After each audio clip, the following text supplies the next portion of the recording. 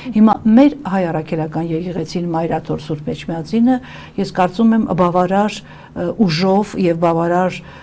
հանդգնությամբ չի պայքարում այս անաստվածների դեմ։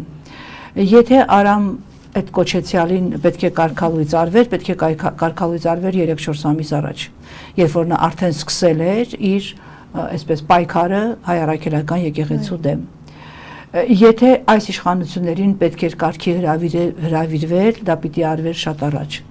Եվ որևէ կերպ հայ առաքելական եկեղեցին չպիտի մտածեր, որ հնարավոր է իշխանազավթների դեմ, կապիտուլյանտների դեմ,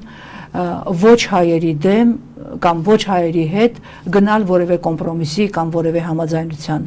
Ես կարծում եմ մեր եկեղեցին բավարար ուժ ու կամք չգործադրեց կամ գուցե չգնահատեց այն ուժը եւ խաչի զորությունը, որը իր ձեռքին է եւ որ ինքը ունի։ Եվ Նիկոլ Փաշինյանը շարունակելու է իր ավերածությունները, վստահաբար Կիրակի ինքը գնալու է, ինչպես խոստացել է, վստահաբար իր հետ տանելու է իր ռեսուրսները, իր կողքին վազվզացող